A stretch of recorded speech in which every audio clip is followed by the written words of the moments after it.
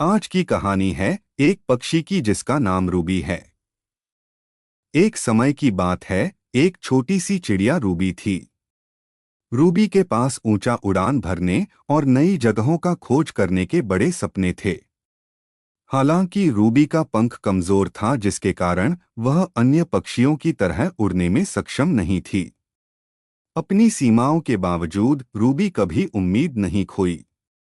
वह दूसरे पक्षियों को आकाश में ग्रेसफुल रूप से उड़ते देखती और खुद को उनमें शामिल करती। वह गहरे अंदर जाने की योग्यता रखती है, भले ही उसकी शारीरिक क्षमताएं मेल न खाती हों। एक दिन जब जंगल में एक मजबूत हवा का झोंका चला, तो रूबी को भी साथ ले गया।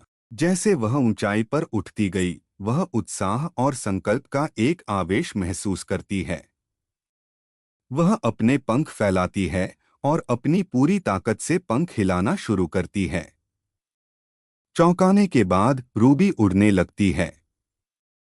यह अन्य पक्षियों की तरह अच्छी तरह उड़ान नहीं होती, लेकिन यह उसका खुद का अनोखा तरीका होता है।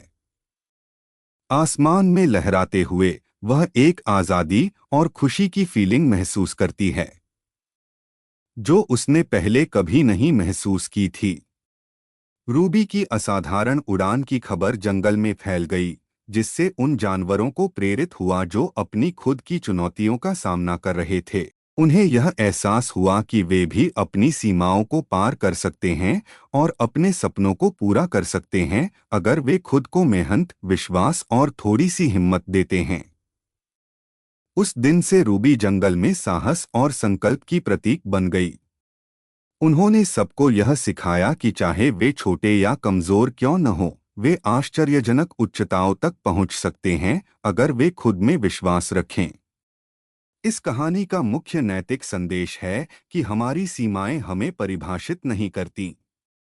यदि हम मेहनत, आत्मविश्वास और थोड़ी सी हिम्मत रखते हैं, तो हम किसी भी बाधा को पार कर सकते हैं और अपने सपनों को साकार कर सकते हैं। रूबी की कहानी यह सिखाती है कि जीवन में चुनौतियों का सामना करते हुए भी हमें अपने सपनों को नहीं छोड़ना चाहिए और हमेशा ऊंचाइयों को पाने की कोशिश करनी चाहिए।